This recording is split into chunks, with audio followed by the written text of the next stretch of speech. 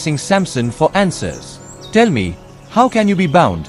she asked, her voice soft, her hands gentle. "If I am tied with fresh bowstrings, I will be weak," Samson lied.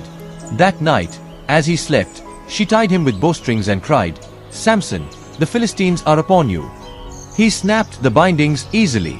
She tried again and again, using new ropes, weaving his hair into a loom, but each time, Samson broke free. Day after day, she pressed him, wore him down, until finally, he could resist no longer. "My strength is in my hair," he whispered. "If it is cut, I will be like any other man."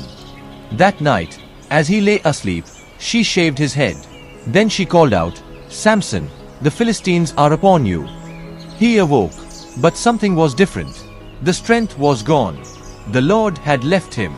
The Philistines seized him, gouged out his eyes, and took him to Gaza, where they bound him in chains and forced him to grind grain in prison. But as the days passed, his hair began to grow again.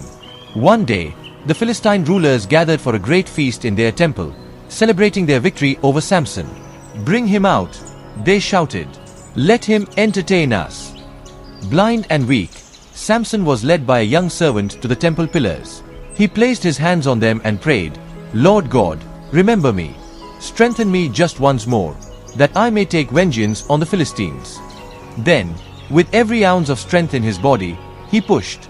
The massive pillars cracked, and the temple collapsed, killing everyone inside, including Samson himself. In his death, he destroyed more Philistines than he had in his entire life. His family later retrieved his body and buried him in his father's tomb.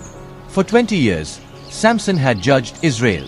His story remains a reminder that though we may fail, God's purpose for our lives is never wasted. True strength does not come from our own power, but from the Spirit of the Lord. I hope this story inspired you. To encourage us, please subscribe to our channel and turn on your notifications bell.